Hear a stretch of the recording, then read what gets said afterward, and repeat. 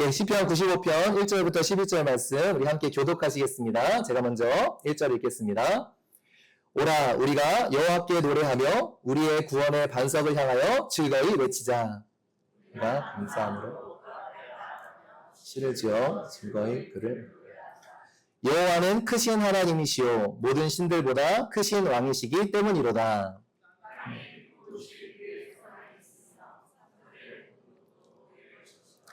바다도 그의 것이라 그가 만드셨고 육지도 그의 손이 지으셨도다.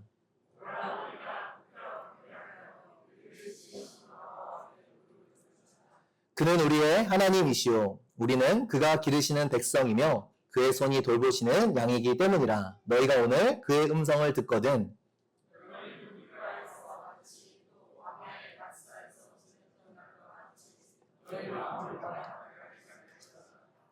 그때 너희 조상들이 내가 행한 일을 보고서도 나를 시험하고 조사하였도다.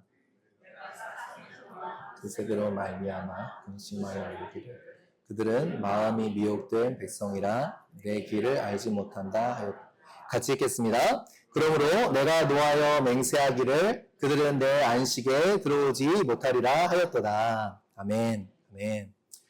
이제 다음 주일이면요, 저희 교회가 시작된 지 벌써 1년이 돼 갑니다. 시간이 참 빠르죠? 엊그제 개청 예배, 첫 예배를 드렸던 것 같은데, 벌써 1년이라는 시간이 다들 갑니다. 교회가 1년이 되어가는 시점에, 우리 벌써 3주 전에는 갑작스럽게도 이사를 나오게 되고요. 이러한 과정들을 통해서 하나님께서 또 주시고자 하는 메시지는 어떤 메시지일까, 그렇게 곰곰이 생각하고 묵상하고 있습니다. 무엇인가 하나님의 뜻과 말씀이 있지 않을까. 그래서 오늘을 포함해서 지난 3주 동안 우리가 다시금 돌아보아야 할 믿음의 태도에 대해서 이야기를 나누어 왔죠. 첫 번째는 신뢰에 대해서 말씀을 전해드렸습니다. 하나님을 굳게 믿고 의지하는 그 신뢰가 우리 가운데 있어야 하지 않겠는가 여러분과 나누었고요. 지난주에 뭐 나눴는지 기억나시나요? 기쁨에 대해서 나누었습니다. 메말라버린 그 마음들에 정말 주님이 주시는 충만한 기쁨이 회복되어지는 것, 이것들이 하나님께서 우리에게 가장 원하시는 것이 아닐까. 여러 문제 가운데서도 그죠? 포도주가 없어져 버린 그 문제가 생긴 그 잔치집처럼 우리도 여러 가지 어려움들이 있지만 그러나 기쁨을 회복되실 하나님, 회복하실 하나님을 우리가 바라봐야 되지 않겠는가라는 마음이 있었습니다. 그리고 오늘 세 번째, 다음 주에 창립기념일날 말씀을 전하기 전에요. 또 세 번째 오늘은 예배에 대해서 말씀을 나누어 보려고 합니다. 목회를 하면서 제가 느끼는 것은요. 참 예배가 얼마나 소중한지 몰라요. 그렇죠 여러분?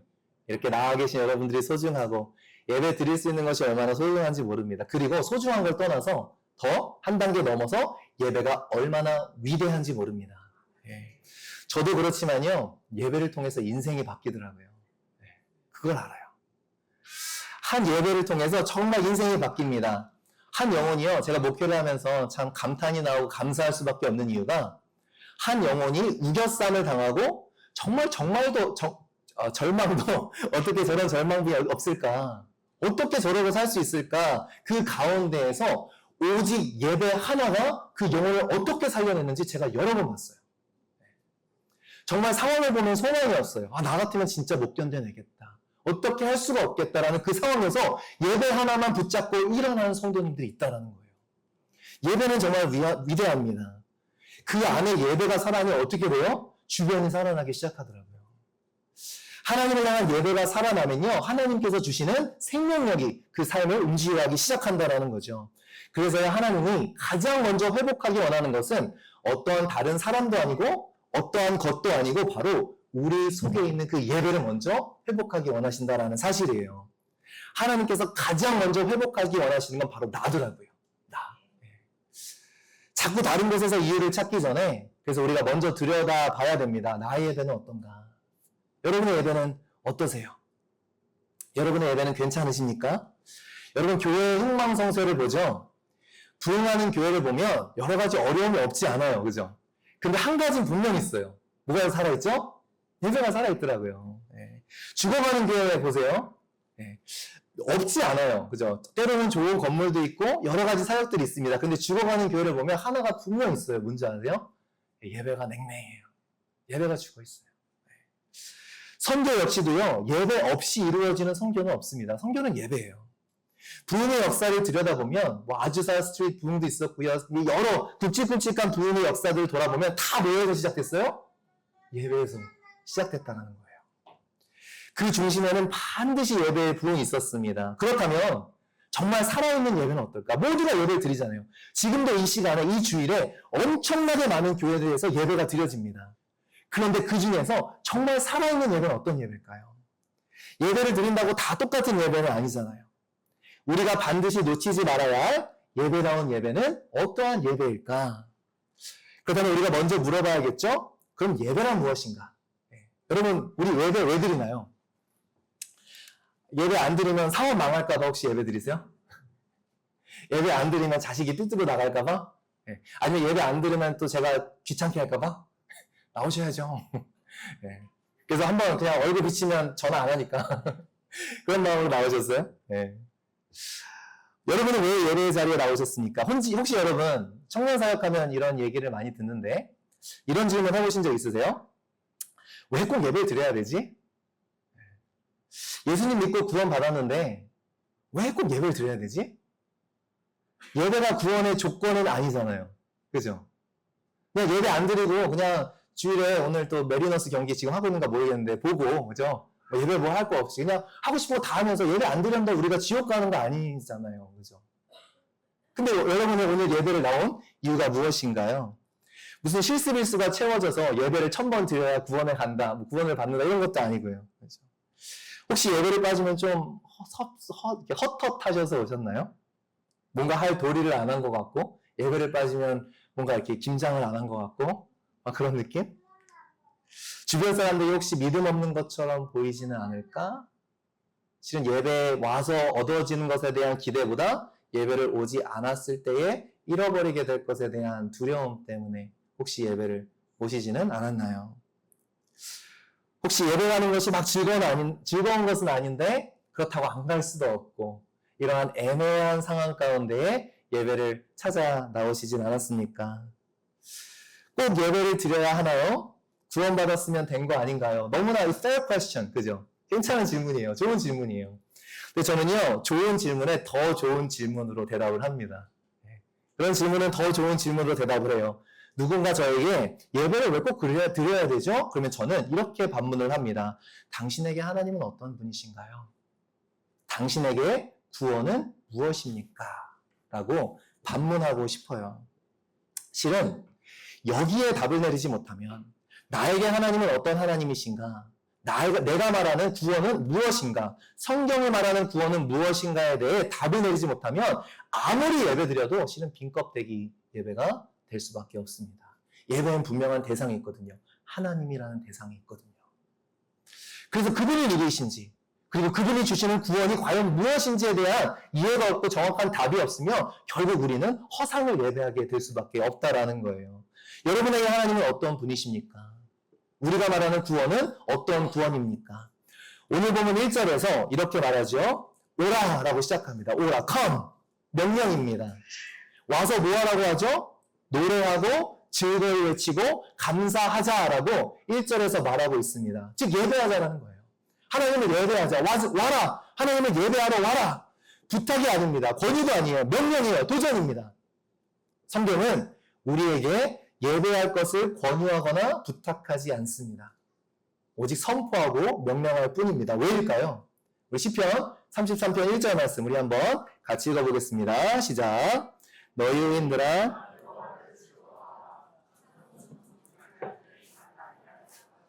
왜 하나님을 예배한다고요? 마땅히 해야 할 일이기 때문입니다. 여러분 제가 아이 셋이 있습니다. 요즘은 말을 잘 안 들어요. 근데 제 아이들에게 그래도 좀 부드러운 아빠이고 싶어서 늘 이렇게 나이스하게 플리즈를 항상 얘기를 하려고 그래요. 플리즈. 그런데 제가 부탁을 할 때는 명령을 하지 않고 플리즈 이야기하지만 플리즈를 안 하는 것들이 있어요. 뭔지 아시겠죠? 여러분 부모님들은 다 아실 거예요. 밥 좀 먹어줄래? 그죠? 공부 좀 해줄래? 게임 그만해줄래? 플리즈 하지 않아요. 명령합니다. 하지 마. 왜요? 아이들이 마땅히 해야 하는 것이기 때문에 그래요. 강압적이지 않아도 단호하게 이야기합니다. 이건 하고 말고의 문제가 아니라 너의 본분이야. 마땅히 해야 할 바야. 그러니까 여러분 오늘 왜 나오 계신 거예요? 마땅히 나오셔야 하기 때문에 나오신 거예요. 예배는 하나님께 마땅히 드려야 하는 것이기 때문에 예배를 드린다라는 것입니다. 예배의 이유가 달리기 시작하면 그건 예배가 아니라 우상 숭배가 되어진다는 거죠. 하나님이 하나님이신 것 외에 다른 예배의 이유는 없어요. 심지어 우리가 말하는 받기 원하는 은혜마저도 우상 숭배가 되어질 수 있다는 거예요. 하나님이 하나님이시기 때문에 드리는 예배가 아니라면. 저와 여러분의 마땅히 해야 할 바입니다. 왜요? 그 이유를 오늘 본문 3절에서 말씀해 줍니다. 본문 3절 같이 읽어보겠습니다. 시작. 여호와는 크신 하나님이시요 모든 신들보다 크신 왕이시기 때문이로다. 이유가 결국 하나예요. 왜 오라고요? 왜 예배하라고요? 네. 여호와는 크신 하나님이시기 때문에. A.W. 토저가 이런 말을 했습니다. 당신이 하나님의 존재를 믿지 않으면서 하나님을 예배하는 것은 불가능하다. 그렇죠, 여러분. 하나님의 존재를 믿지 않으면서 예배할 수 없습니다. 우리 김은찬 전도사님이 항상 이 44가를 타고 우리 교회 오시잖아요. 그럼 저희 예전에 있었던 교회 얘기를 해줘요. 목사님 거기 열심히 하던데요. 그래서 열심히 하는구나. 잘 됐네. 그리고 봤더니 목사님 힌두 템플이 들어왔어요. 네. 참 마음이 좀 안타깝더라고요. 우리가 예배하던 것에 힌두교가 들어왔구나. 열심히 한대요. 우리가 청소한 것처럼 열심히 청소하나 봐요. 우리는 리모델링 안 했는데 거기는 리모델링도 하나 봐요. 십자가도 다 떼어내고. 그래서 그러면서 어쨌든 열심히 하는 모습은 보이는 거예요. 근데 대상이 하나님이 아닌 것 뿐이죠. 그러니까 열심히 한다고 대수가 아닌 거예요. 대상이 분명해야 되는 거죠. 그러니까 하나님의 존재, 그들이 아무리 열심히 하든 하나님의 존재를 믿지 않기 때문에 그들이 하는 것은 예배가 될 수 없다라. 너무나 당연한 얘기죠. 그렇다면 우리에게도 그 당연한 얘기를 적용해야 되지 않겠어요? 하나님의 존재를 믿지 않으면서 예배할 수 없듯이 마찬가지로 하나님을 진짜 하나님으로 믿지 않으면 예배는 온전한 예배가 되어질 수 없는 거예요. 내가 생각하는 하나님이 아니라 진정으로 하나님을 하나님으로 예배하지 않는 자는 그들의 예배는 온전한 예배가 될 수 없다라는 겁니다. 그 무슨 말이에요? 여호와는 크신 하나님이시요. 꼭 예배를 드려야 하는가에 대한 질문. 저는 이렇게 얘기하고 싶어요. 그 질문은 반드시 우리에게 되돌아옵니다. 왜 또 예배를 드려야 되지? 반드시 우리에게 어떠한 질문으로 되돌아오는가? 당신에게 하나님은 어떠한 하나님이십니까? 오늘 본문에서 말합니다. 여호와는 크신 하나님이라. 예배는 뭐예요? 크신 하나님에 대한 자연스러운 반응이 바로 예배라는 거예요. 그런데 왜 예배가 갈등이 돼요? 하나님이 크신 분이라는 것에 대한 감각을 상실해버려요. 하나님이라는 존재는 믿는데 그걸 부정하진 않는데 내가 믿는 그 하나님이 얼마나 크고 위대하신 하나님이시지에 대한 감각을 상실해버리니 예배가 아무것도 아닌 것처럼 느껴지기 시작해요. 예배가 죽어가는 이유는 다른 데 있지 않아요. 여러분, 반응하지 않는 건 죽었다는 얘기예요. 크신 하나님 앞에 반응하지 못하는 심령은 죽은 심령과 다름없습니다. 심각한 거예요. 예배가 죽어가는 이유 다른 데 있지 않더라고요. 실은 하나님의 크심을 보지 못하기 때문이더라고요. 하나님이 얼마나 크신지만 내가 알고 바라보면 예배가 안 나올 수가 없거든요. 그렇죠? 아니요? 이렇게 부담스럽게 한번 생각해요. 너무 중요해서 그냥 넘어갈 문제가 아니라. 그렇죠? 여러분, 예배가 왜 시시해지는지 아세요? 왜 메리너스 게임이 더 크게 보이고 예배가 시시해지는지 아세요? 하나님이 여러분에게 시시해지면 예배가 시시해져요. 정말 그래요. 내 하나님이 크면 내 삶에 정말 하나님이 크신 분이고 내 삶에 정말 하나님이 전부가 되면 뭐가 전부가 돼요? 예배가 전부가 돼요. 어쩌면 여러분, 하나님을 시시한 하나님으로 여기고 계시지 않나요? 하나님을 믿는다고는 하지만 그분이 어떠한 하나님이신지에 대한 감각을 상실해버리고 그것을 모르면 우리는 예배는 가도 그만, 안 가도 그만 이런 예배가 된다는 것이죠. 여러분, 더 중요한 게 있어요. 우리가 성경을 우리 생각대로 보면 안 돼요. 여러분, 구원의 본질이 무엇인가요? 구원의 핵심이 무엇일까요? 예수 믿고 천국 가는 거? 그거는 굉장히 아주 핵심이지만 굉장히 좁은 개념에서의 구원의 개념. 근데 성경이 이야기해주는 그 전체가 무엇일까요? 성경 전체가 우리에게 말해주는 구원이 있어요. 여러분 창세기에 보시면 하나님께서 온 세상을 창조하시고 아담과 하와를 만드십니다. 그리고 에덴 동산에 그들을 두시죠. 그래서 여러분 잘 아시다시피 하나님께서 명령하신 것이 있어요. 하나님과의 온전한 관계가 있던, 그리고 막히지 않던 관계, unhindered relationship이 있던 그 에덴 동산에서 딱 하나의 계명이 있었어요. 뭐였죠? 11조 많이 해라? 교회 빠지지 마라? 그건 아니고요. 하나였어요. 뭐예요? 선악과를 먹어서는 안 된다는 거였어요. 그리고 말씀하십니다. 동산의 다른 모든 나무는 너희가 임의대로 다 먹되 오직 하나 선악과만큼은 먹어서는 안 돼. 그것을 먹는 날에 정녕 죽을 것이야. 그런데 그 먹어서는 안 되는 선악과를 구석에 두셔야 될 텐데 동산 한 가운데 두십니다. 희한하죠? 왜일까요? 이것이 바로 예배의 핵심이었어요. 나를 창조하시는 분이 계시고 그분의 명령이 있고 그 한 가지 명령을 지킴으로 그분은 나의 하나님이 되고 나는 그분의 피조물임이 인정되어지는 것. 우리가 생각하는 예배의 형식이나 규칙 같은 건 없었겠지만 예배의 핵심은 그 안에 있었어요. 하나님이 나의 하나님 되신다는 그 진리. 선악과를 먹지 않으므로 그 하나님의 하나님 되심을 인정하는 것이 바로 그 핵심이었다라는 거예요. 그러니까 시작부터 예배가 들어가 있는 거예요. 그런데 결국 아담과 하와는 그 선악과를 먹죠. 네, 죄가 들어오게 됩니다. 이것이 죄의 본질이죠. 하나님을 떠난 겁니다. Independence from God. 그죠? 내 스스로가 옳고 그름을 정하는 내 모습들. 하나님을 필요로 하지 않는 나. 그죠? 하나님처럼 되고 싶은 우리의 그 죄성들. 네. 그리고 그 죄의 문제를 해결하시려 누가 오셨죠? 예수님. 창세기에서 마태복음으로 건너뛰었어요. 다 건너뛰었어요. 예수께서 우리를 위하여 십자가에 죽으시고 부활하심으로 그 죄의 문제를 해결하셨습니다. 자, 그럼 이제 예수께서 다시 오심으로 우리의 구원이 완성될 것이죠. 그런데 요한계시록에서 그 구원의 완성을 어떻게 묘사해 주나요? 그 클라이막스는 뭔가요? 그 죄의 모든 죄의 권세가 파하는 그날, 예수 그리스도의 그 구원이 온전한 구원이 이루어지는 그날, 그 모습을 요한계시록에서 어떻게 표현해주고 있는가? 우리 요한계시록 14장 3절부터 5절까지 한번 읽어보겠습니다. 시작. 우리 보좌 앞과 노래를 부르니 땅에서 성량함을 받은 14만 4천 밖에는 능히 이 노래를 배울 자가 없더라. 이 사람들은 여자와 더불어 더럽히지 아니하고 순결한 자라.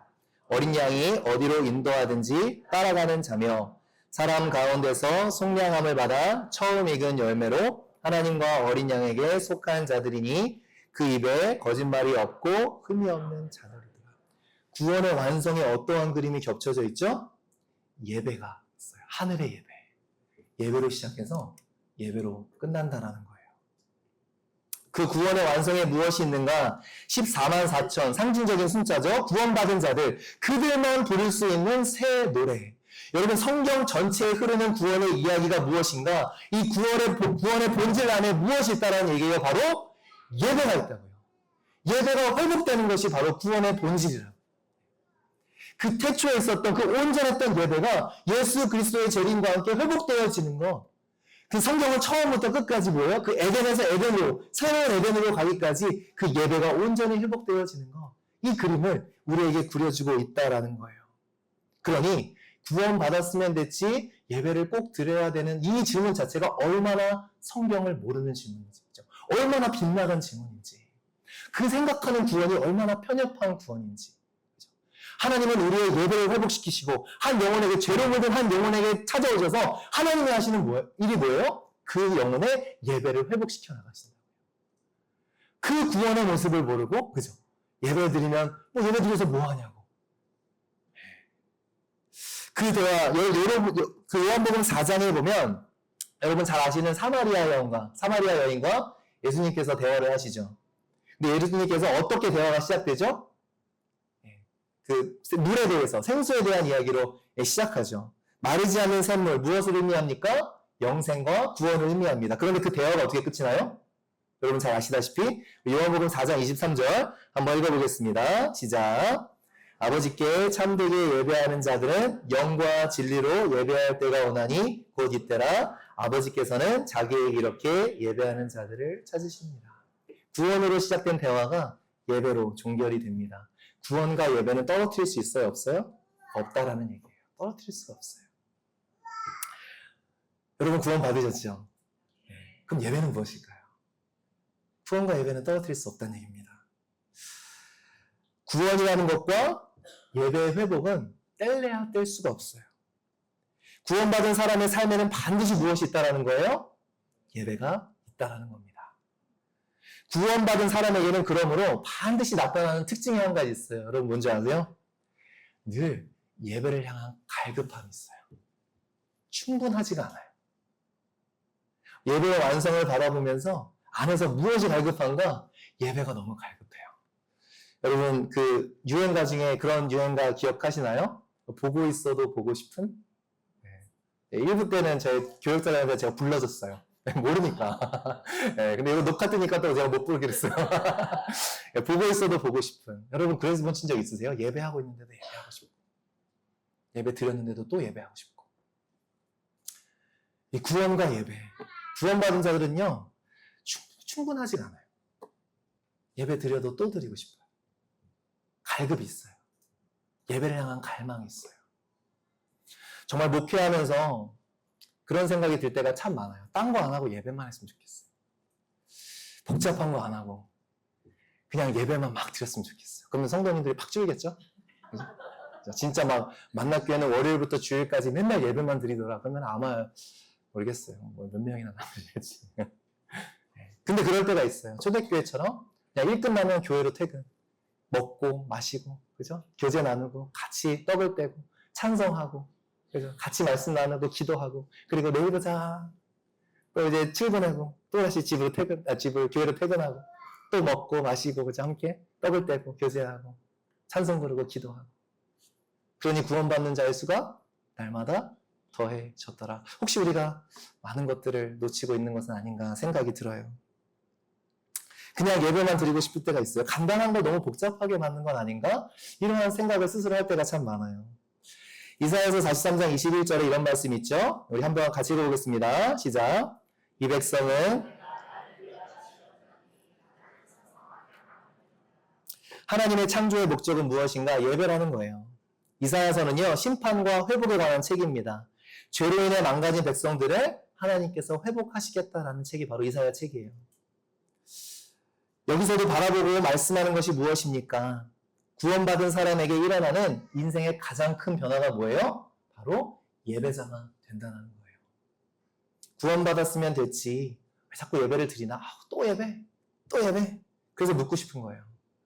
당신에게 하나님은 어떤 분이시냐고. 밤낮 불러서 찬송을 드려도 늘 아신 마음뿐이어야 할 텐데 만인이 내게 있으면 그 입 닫아지고 그 주님의 구속과 영광을 찬양해도 모자랄 텐데 입 하나 가지고 그 입도 그냥 수없이 나누어서 기뻐하시지 않는 말도 막 했다가 그 입 하나 가지고도 고작 해가 그냥 일주일에 한두 시간 찬양하고 하는 것도 대단한 걸 한 것처럼 우리가 여길 때가 얼마나 많다라는 거예요. 구원받은 사람에게 분명히 나타나는 변화 무엇이에요? 예배가 그 삶의 가장 중요한 우선순위가 되어지더라고요. 무엇일까요? 내가 돈 버는 것도 중요해요. 열심히 하셔야죠. 근데 돈 버는 것보다 뭐가 더 중요해요? 예배가 더 중요해요. 확실해요. 네. 어떤 문제가 해결되어지는 것보다 뭐가 더 중요해요? 예배가 중요해요. 그래서 문제 해결되면 예배 오는 사람 모르겠어요. 문제가 해결되지 않아도 예배 와요. 왜요? 나에게 문제 해결보다 예배가 더 중요하거든요. 그게 구원받은 사람들의 모습이에요. 무엇을 앞설 수 없습니까? 어떤 것도 예배 드리는 것을 앞설 수 없어요. 그래서 여러분, 저는 여러분이 부부싸움 하셔도 교회 무조건 오시라고. 괜찮다고. 나도 싸우고 온다고. 네. 괜찮아요. 네. 그냥 내 마음 편한 것보다 더 중요한 게 뭐예요? 이런 마음을 어떻게 예배를 드리냐고. 알죠? 이해하죠? 그래도 오셔야 돼요. 왜요? 예배 드리는 게 더 중요하니까. 내 마음 편한 것보다. 애초에 내 마음 편하려고 예배 드리는 거 아니잖아요. 여러분 마음 편하려고 예배 드리세요? 그러면 우리 교회 안 오셨을 텐데 제 설교를 들으면서 마음이 편할 수는 없을 텐데 그렇죠? 마음 편하려고 오시는 거 아니잖아요. 애초에 그냥 마땅히 해야 되는 거니까 오시는 거잖아요. 네. 예배가 모든 것의 우선순위가 되어집니다. 예배를 중심으로 삶이 돌아가게 되어 있어요. 즉 내 인생을 위해서 예배를 드리는 것이 아니라 이제 인생의 목적이 뭐가 되어지죠? 예배가 되어지는 거예요.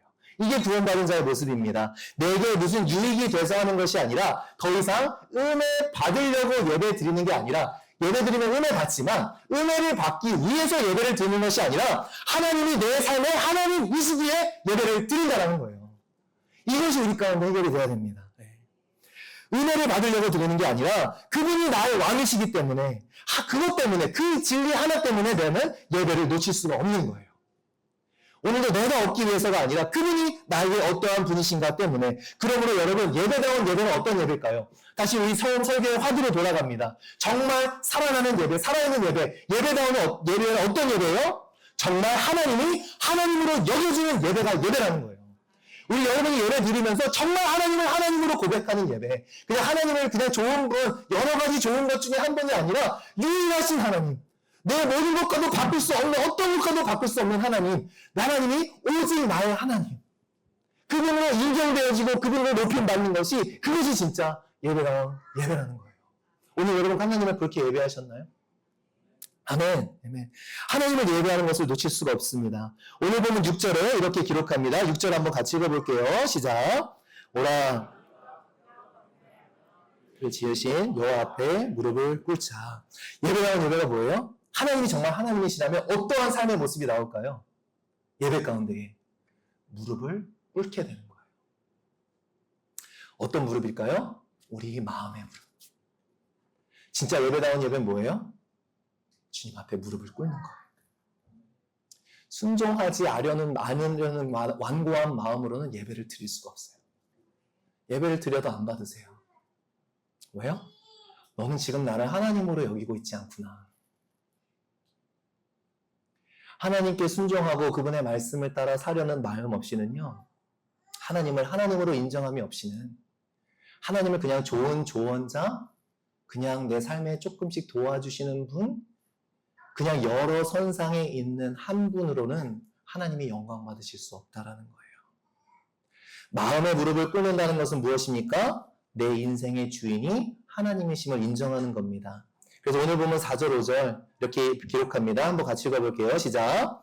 땅의 깊은 곳이 그 손 안에 있으며 산들의 높은 곳도 그의 것이로다. 바다도 그의 것이라 그가 만드셨고 육지도 그의 손이 지으셨도다.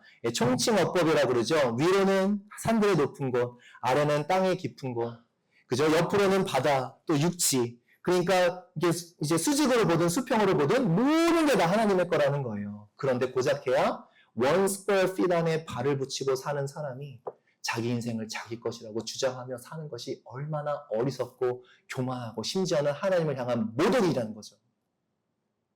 좌우를 봐도 다 하나님 것이요, 위아래를 봐도 다 하나님 것이요, 인간의 지혜를 헤아릴 수 없는 것들을 하나님께서 다 놓으셨는데 예배를 드리면서 내 인생이 마치 내 것인 것 양 생각하며 살아가는 예배자 예배를 그 크신 하나님께서 어떻게 아이고 고맙구나, 감사하구나 라고 받으실 수 있겠냐라는 거예요. 이 세상이 모두 주님의 것이라면 기껏 해봐야 그 안에 발붙이고 사는 우리도 주님의 것임이 인정되어지는 것, 이것이 예배라는 것이죠. 이것이 마음의 무릎 꿇음입니다. 하나님이 진정 나의 창조주시고 나의 주님이십니다. 주님. 그러므로 이것들이 선포되어지고 인정되어지고 고백되어지고 표현되어지는 예배가 진짜 예배다운 예배라는 것이죠. 그러므로 반드시 일어나는 자연스러운 열매가 있어요. 이것이 인정되어지면 반드시 어떤 열매가 일어날까요?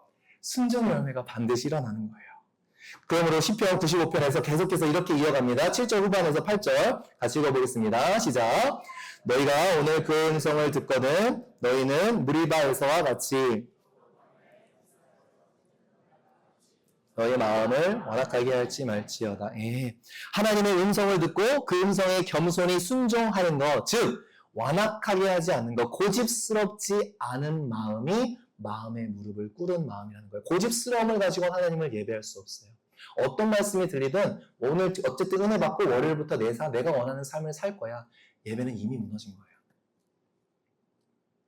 고집스러운 마음, 완악한 마음. 오늘 너에게 음성이 들리거든. 그죠? 하나님의 말씀이 임하거든. 그 말씀이 임한 후에 너의 마음을 완악하게 해서는 안 된다. 하나님의 음성을 듣고 겸손히 순종하며 고집 부리지 않는 것. 그래서 우리의 예배는 크게 찬양과 말씀으로 이루어집니다. 하나님이 누구이신지를 선포하고 그분의 음성을 듣는 것. 그래서 전도서 5장 1절은요. 세 번역으로 한번 읽어볼게요. 이 표현을 확실하게 해주고 있어요. 한번 읽어보겠습니다. 시작. 하나님의 집으로 갈 때에 발걸음을 조심하여라. 어리석은 사람은 악한 일을 하면서도 깨닫지 못하고 재물이나 바치면 되는 줄 알지만 그보다는 말씀을 들으러 가야 돼. 우리도 얼마든지 이렇게 될 수 있어요. 어리석은 사람. 깨닫지 못. 내가 무슨 일을 하고 있고 무슨 마음을 품고 있는지는 깨닫지 못하면서 그렇게 예배 갔으니까. 예배 드렸으니까. 정말 내 안에 무엇을 품고 있는지는 들여다보지 않아요. 그러면서 그냥 내가 예배 드렸으니까 예배 드렸지라고 얼마든지 생각할 수 있다는 거예요. 근데 뭐래요? 그보다 말씀을 들으러 갈 일이다. 순종해야 된다. 즉 순종의 마음이 없이는요. 순종의 결단이 없이는 결코 예배자가 될 수 없습니다. 여러분, 우리 하나님 만만하신 분 아니세요. 하나님 음성 듣고 싶으시죠? 하나님 뜻이 무엇인지 알려주세요. 여러분 기도 많이 해야죠. 하나님은 이렇게 되물으세요. 반드시 되물으세요. 너 진짜 순종할 거니? 하나님께서 나의 뜻을 너에게 보여주면 너 진짜. 그러니까 하나님께서는요, 우리 마음 가운데 순종이 결단되기까지 함부로 주님의 말씀을 주시지 않더라고요. 순종의 마음 없이 어떻게 예배를 드릴 수 있겠어요? 이것을 통해서 우리는 무엇을 알게 됩니까? 내 마음대로 살고 싶었던 마음, 그 아담과 하와의 마음을 내려놓음에서 바로 진정한 예배가 시작된다는 거예요. 진심으로 하나님이 나의 하나님이심을 선포하는 것, 그분의 앞에 내 인생의 무릎을 꿇는 것이 진짜 예배라는 겁니다. 여러분, 하나님 앞에 이렇게 나아가면 우리의 예배가 어떻게 될까요? 이 마음의 무릎 꿇음이 우리의 목소리로 몸으로 표현되어 나오겠죠. 네. 뜨거울 수밖에 없어요. 간절할 수밖에 없습니다.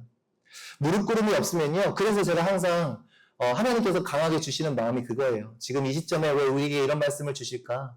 하나님이 오늘 아침에도 이렇게 말씀을 다 준비하고 샤워하면서 그런 캐치를 딱 주세요. 아들아, 무릎 꿇음이 없으면 사역도 사업이 된다? 가슴을 쳤어요. 교회 사업할 수 있구나. 무릎 꿇음이 없으면 사역이 사업이 되더라고요. 어떻게 하면 성공해볼까? 어떻게 하면 재정 늘리고 성도 늘려볼까? 무릎 꿇음이 없으면. 우리가 하는 어떠한 고귀한 일들도, 교회에서 하는 헌신들도요, 진짜 무릎 꿇음이 없으면 결국 내 이름 좀 드러내고, 내 노력 드러내고, 나라는 사람의 존재감을 드러내고, 그죠? 그냥 나를 위한 사업밖에 될 수 없어요. 무릎 꿇음이 없으면. 반대로 무릎 꿇음이 있다면, 그냥 또 하나님께서 반대로 어떠한 익사이트먼트를 주시는가? 무릎 꿇음이 있다면, 여러분 사업하시는 여러분 계시죠? 그 사업도 사역이 될 수 있는 거더라고요. 하나님께서 놀랍게 사용하시는 도구가 되더라고요. 무릎 꿇음이 정말 하나님께 순종하면 우리의 모든 삶의 현장이 하나님의 나라의 현장이 되어진다라는 겁니다. 여러분, 만약에 이러한 예배다운 예배, 하나님이 진정 하나님으로 인정받는 예배, 우리 마음에 무릎 꿇음이 있는 예배가 회복되면 어떠한 역사가 있을까? 우리 시편 22편 3절 말씀 같이 읽어보겠습니다. 시작. 이스라엘은 하나님이 그 예배 가운데 계시면 어떤 일이 일어날까요? 여러분, 너무 가슴이 뛰지 않습니까? 그 예배다운 예배 가운데 하나님이 그 가운데 계시면 무슨 역사가 일어나요? 하나님의 역사가 일어난다라는 거겠죠. 우리는 예배자입니까? 여러분, 우리는 진짜 무릎을 꿇었습니까? 하나님께서 이것을 저에게 질문하세요. 너 진짜 무릎 꿇었니? 지금 이 상황에서, 이 어려운 상황에서 교회가 어디로 가야 될지도 모르고 이러한 쉽지 않은 상황 가운데서 하나님께서 원하시는 건 다 하나더라고요.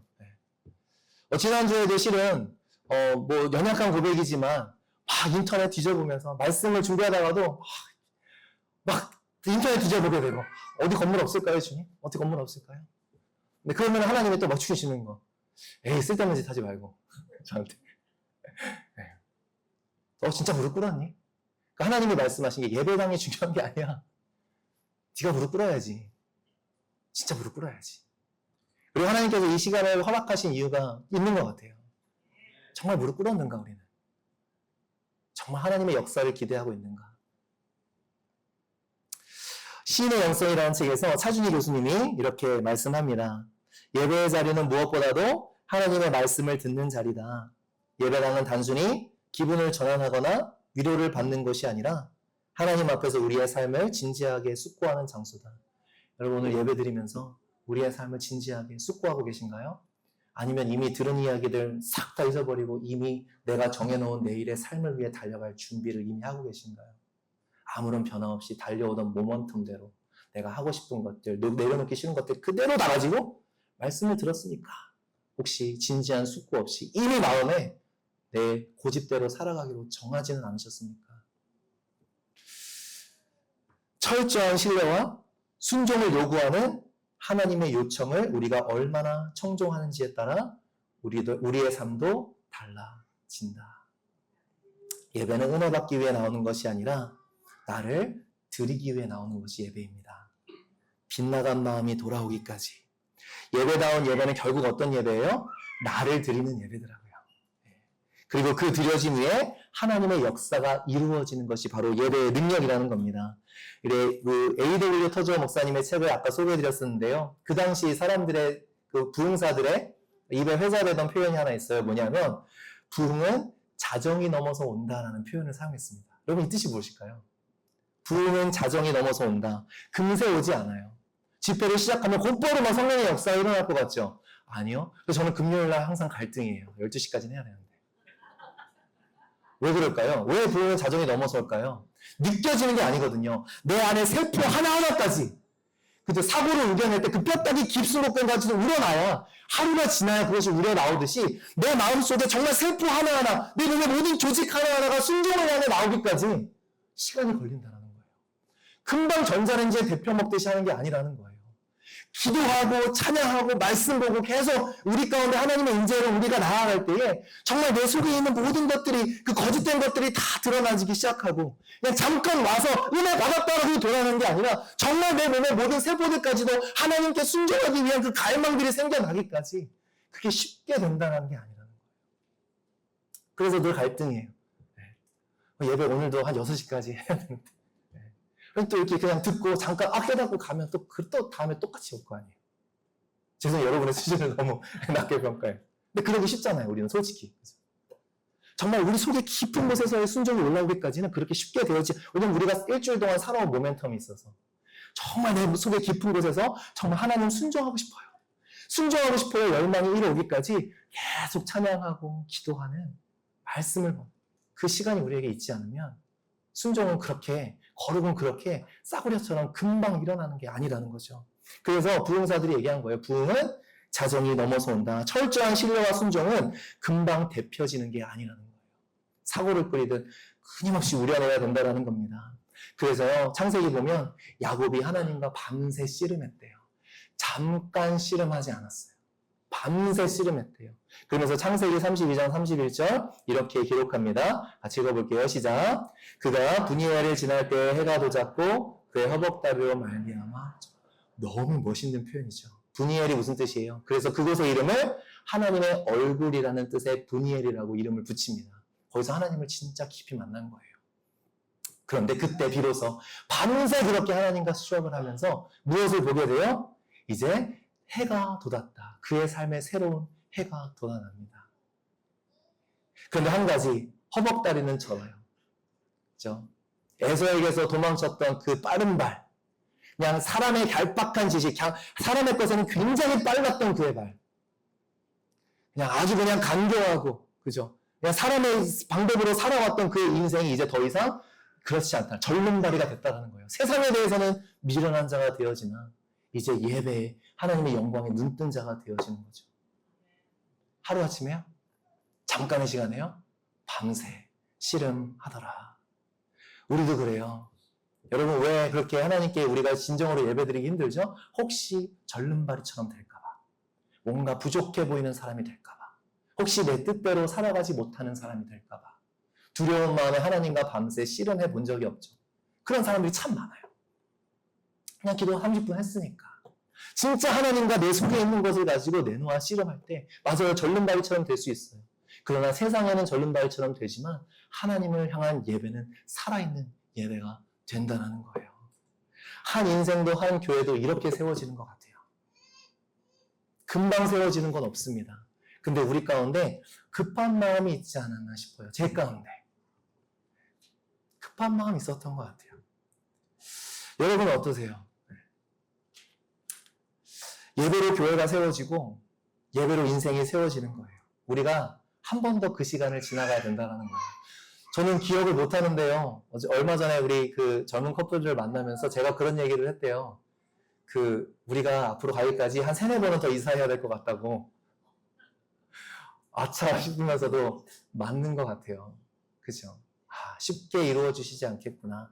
진짜 우리가 참된 예배자로 나아가기까지. 그러니까 다른 교회처럼 그냥 쉽게 다른 교회라고 쉬웠겠어요? 근데 그 쉽지 않은 것들을 바라보면서 당장 이루어질 거라고 우리 어느새 생각하고 있었던 것 같아요.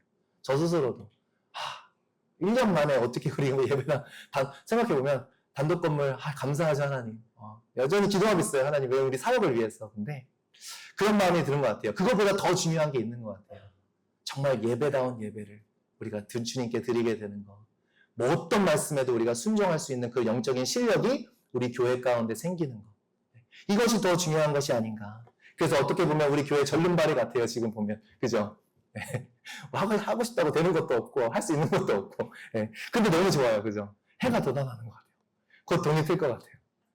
정말 하나님의 영광이 임할 것 같고 하나님의 역사가 임할 것 같습니다. 한 인생, 한 교회가 정말 예배다운 예배, 정말 주님께서 기뻐하시는 예배가 이루어지기까지 이러한 밤샘의 노력들이 있어야 된다는 거죠. 우리가 한 번 더 그 시간을 지나가야 되는 것 같습니다. 여러분의 삶에 예배다운 예배는 그냥 자동적으로 일어나지 않습니다. 무릎 꿇으면 갑자기 되어지지 않아요. 그러나 정말 우리가 그 진정한 무릎 꿇음에 온전한 예배를 드리는 예배자가 되어진다면 정말 밤새 주님과 수족을 하면서 내 몸의 모든 것들이, 내 안의 모든 것들이 주님을 순종하기 위한 갈망으로 가득 차오르기 시작한다면 정말 세상을 변화시키는 예배자가 될 수 있을 줄 믿습니다. 그리고 우리 교회를 통해서 하나님 그렇게 반드시 역사하실 줄 믿습니다. 지금은 우리가 데워지는 시간 같아요. 하나님을 기다리며 바라봅시다. 정말 우리의 예배가 예배다운 예배, 하나님께서 기뻐하시는 예배가 되도록 정말 우리 마음 가운데 모든 것 가운데 오직 순종 말고는 답이 없다. 우리 모든 것이 우리 교회 모든 교인과 모든 사역들이 주님을 향한 순종만으로 가득 찬 그 순간이 오기까지 우리의 마음을 쏟아 나아가는 저와 여러분 될 수 있기를 주님의 이름으로 축원합니다. 하나님께서 반드시 역사하실 줄 믿습니다. 우리 함께 찬양했으면 좋겠어요. 우리 찬양하실 때에 우리 단 한 가지를 위해 기도하며 찬양하셨으면 좋겠습니다. 주님께 무릎 꿇는 교회가 되어지는 것. 주님 앞에 무릎 꿇는 성도가 되어지는 것. 이거 하나면 다 돼요. 다른 거 필요 없어요. 정말 우리 무릎 꿇고 예배하고 무릎 꿇어 내 삶을 드릴 수만 있다면 하나님이 놀랍게 역사하실 줄 믿습니다. 우리 그 마음으로 우리 함께 찬양하며 나아가시겠습니다.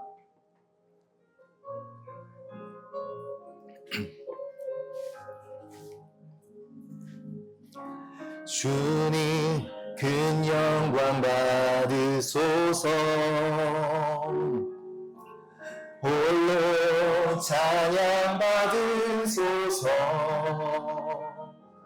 모든 이름 위에 뛰어난 그 이름 온 땅과 하늘이 다 찬양해. 겸손하게 우리 무릎 꿇고 주 이름 앞에 영광 돌리세. 모두 절하세.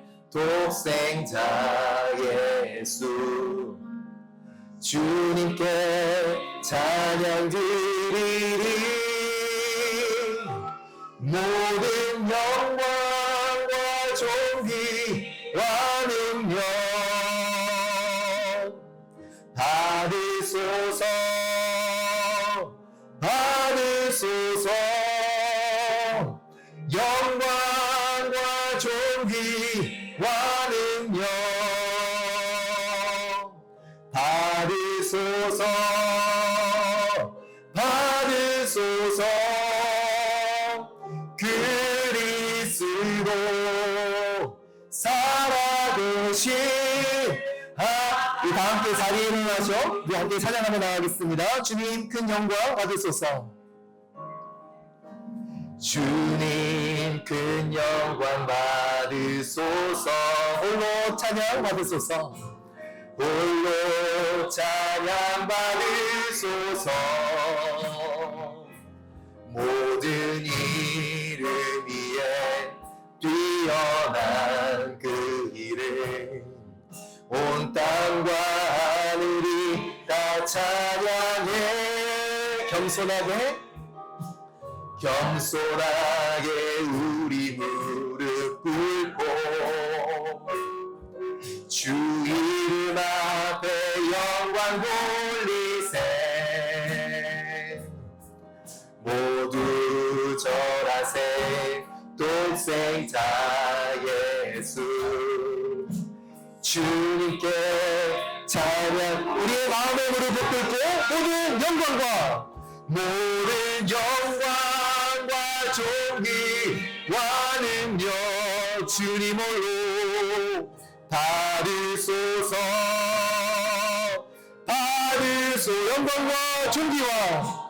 영광과 존귀와 능력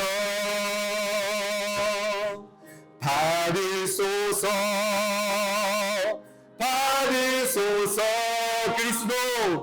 그리스도 살아계신 하나님 보좌에 앉으신 우리 찬양합니다.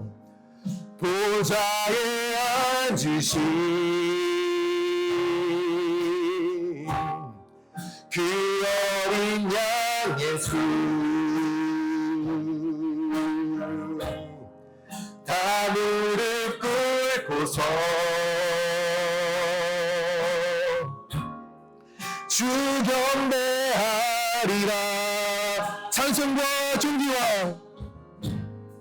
찬송과 존귀와 영광과 능력이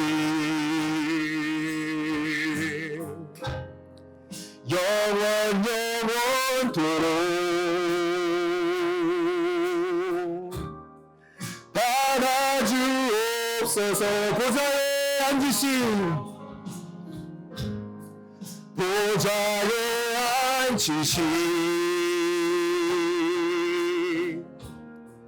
그 어린 양 예수.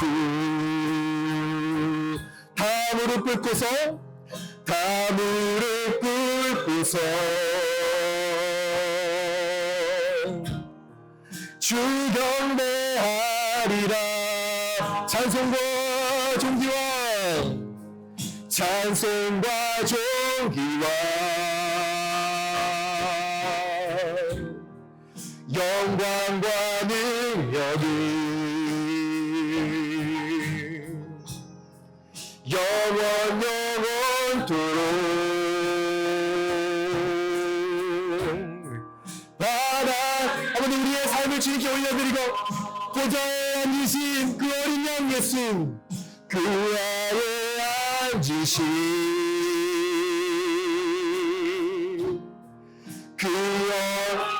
우리가 순종의 무릎을 꿇겠습니다. 주님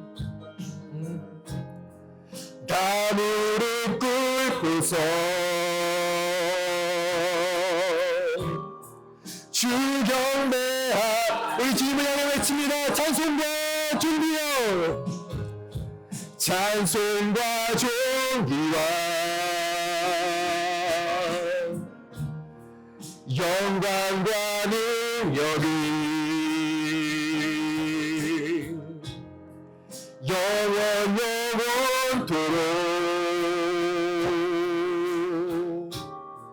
받아주오. 우리 함께 기도할 때 주님 이 시간 우리의 무릎을 꿇습니다. 주님 우리의 모든 것 하나님을 순종하기 원하는 마음을 우리에게 허락하여 주셔서 우리가 주님께 드리는 예배가 주님께서 받으실 만한 참된 예배다운 예배가 될 수 있도록 주님 인도하여 주시옵소서. 오늘도 하나님을 속일 수는 없습니다. 하나님의 눈을 피할 수는 없습니다. 거짓된 것을 가득 품고 있으면서 예배드리는 우리가 되지 않게 도와주시고 이미 내 뜻대로 내 생각대로 하기로 정해놓은 상태로 그런 고집스러운 마음으로 하나님을 예배하는 자가 아니라 진정 하나님께서 말씀하시는 대로 순종하겠노라는 그 아버지 겸손한 마음 우리에게 허락하여 주셔서 우리 예배가 주님 보시기에 정말로 무릎 꿇은 예배 하나님께서 역사하시고 하나님의 능력이 나타나는 예배가 될 수 있도록 인도하여 주시옵소서. 우리 한 사람 가운데 이런 예배의 부흥을 다시 허락하여 주시고 우리 만났교회 그런 예배의 역사가 흘러나갈 수 있도록 정말 주님 말씀의 모든 것을 다 내어놓고 순종하는 그런 예배자들이 우리가 될 수 있게 하여 주시옵소서. 우리 하나님께 회개의 기도를 하고 또 하나님을 믿고 의지하는 감사의 기도를 하며 우리한테 기도하며 나가시겠습니다. 함께 기도하시겠습니다. 주여 하나님 이 시간 우리가 우리의 마음의 무릎을 꿇기를 간절히 소원합니다. 하나님은 크신 하나님이시기에 하나님을 자꾸만 우리 수준의 하나님으로 만들어 하나님 정말 예배를 향하여 무감각했던 우리의 모습들, 예배를 정말 시시한 것으로 여겼던 우리의 모습들, 예배를 정말 아무 것을 예배를 드리면서도 예배의 능력도 믿지 못했고 예배를 드리면서도 예배의 위대함을 아버지 인정하고 깨닫지 못했던 우리의 연약함을 용서하여 주시옵소서. 하나님 그저 아버지 하나님 정말 다성해져서 아버지 주신의 식단 습관해져서 나왔던 우리의 모습들을 용서하여 주시고 다시금 우리 마음 가운데 무엇을 일으켜주시고 하나님 우리 모든 세포들 우리 마음의 모든 것들이 하나님의 향한 순종으로 나아가기를 모든 아버지 하나님 파이브 우리 하나님 모든 파이브 하나님 정말 주님의 향한 순종으로 방향으로 나를 그릴 때까지 하나님 우리의 아버지의 예배가 있게 하여 주시옵소서. 아버지 단숨에 되는 것은 아니기에 우리가 다시금 아버지 하나님 주님 앞에 기도해 가시고 예배하고 기도하고 찬양하고 하나님 앞에 그렇게 한 시간을 나아가는 자를 되게 하여 주셔서 하나님 정말 우리의 말의 순종이 하나님 앞에 나아가 아버지 하나님 정말 우리의 마음의 무릎을 꿇어진 그런 예배가 될 수 있도록 정말 주님 앞에 무릎 꿇은 아버지 우리 만과 교회가 될 수 있도록 인도하여 주시옵소서.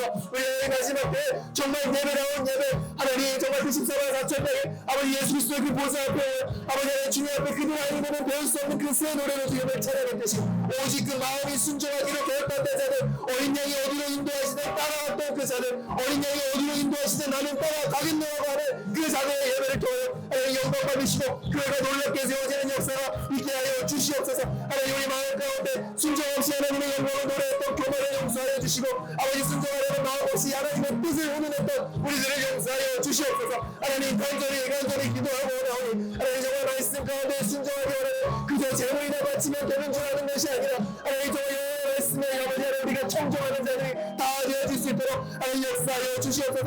진정으로 우리가 무릎을 꿇고 주님을 경배하며 하나님 우리의 삶을 통하여 하나님 영광 받으시기 원하는 더 이상 오늘 받기 위하여 예배의 자리를 찾아 나오는 것이 아니라 우리의 감정적인 아버지의 어떤 안정을 찾으러 나오는 것이 아니라 하나님이 나의 하나님이시기에 나는 어떠한 상황과 환경 가운데도 예배하는 거라고 하나님이 나의 하나님이시기에 나는 절망의 깊은 가운데서도 노래할 수밖에 없겠노라고 예배의 자리를 찾아나오고 아버지 우리 자녀들이 다 될 수 있도록 인도하여 주시옵소서. 잠시 아버지 흘러가는 예배 잠시 대피로 가는 예배가 아니라 정말 아버지 우리의 속에 깊은 것이 우러나오기까지 하나님의 아버지 열정과 하나님의 아버지 충성과 하나님의 모든 헌신과 순종이 우러나오기까지 그렇게 예배의 마음을 쏟아가며 나아가는 우리가 될 수 있도록 인도하여 주시옵소서. 아버지 내 모든 환경이 중요한 것이 아니라 우리 교회가 아버지 정말 순종하는 교회 되기 위하여 아버지 정말 말씀으로 아버지 나아가는 그런 교회가 되기 위하여 하나님 그렇게 우리가 나아갈 수 있도록 도와주시옵소서. 예배가 정말 참된 예배이기를 간절히 소원합니다. 아버지 영신이 같은 예배가 되지 않게 도와주시고 정말 아버지 하나님 영과 진리로 늘 예배드리는 우리 교회가 되어질 수 있도록 함께 해주시고 주님 붙잡아 주시옵소서. 주님 찬양하며 예배합니다. 오늘 영광받아 주시옵소서. 보좌에 앉으신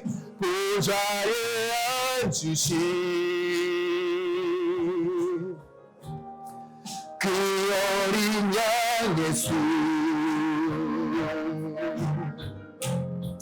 다 무릎 꿇고서 주 경배하리라. 찬송과 존귀와 영광과 능력이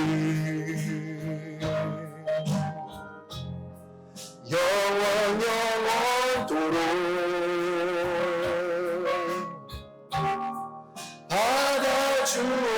받아주옵소서. 보좌에 앉으신 그 어린 양 예수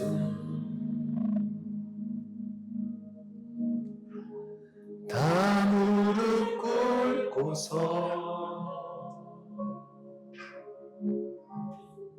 주 경배하리라. 하나님 감사합니다. 오늘도 참된 예배를 소망하는 주의 권속들에게 참된 예배를 위하여 가장 필요한 것은 다른 어떤 것이 아니요 주님께 순종하고자 하는 그 마음이, 주님 앞에 무릎 꿇은 마음이 가장 필요한 것임을 우리에게 다시금 말씀해 주시니 감사합니다. 예배를 드리고도 결국 내 생각대로 살아가려고 했던 우리의 고집스러움을 내려놓게 도와주시고 주님 예배 드리기에 주님의 뜻에 온전히 순종하여 나가기를 소망하는 우리가 되게 하여 주시옵소서. 그래서 주님 보시기에 예배다운 예배를 통하여 이 세상을 변화시키고 온 열방을 변화시키는 정말 예배로, 참된 예배로 온 세상을 변화시키는 우리 만나 교회가 되어질 수 있도록 인도하여 주시옵소서.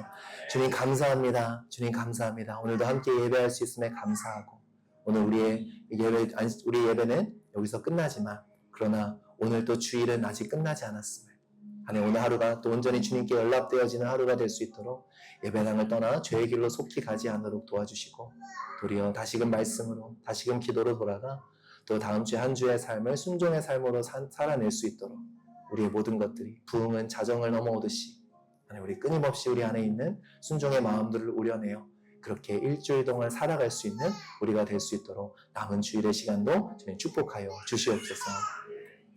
이제는 우리 주 예수 그리스도의 은혜와 하나님의 사랑과 성령님의 교통 내주하심이 주님 앞에 무릎 꿇은 주의 권속들, 정말 참된 예배다운 예배를 소망하며 나아가는 주의 자녀들 머리머리 위에 지금부터 영원토록 함께 하시기를 간절히 축원하옵나이다. 아멘.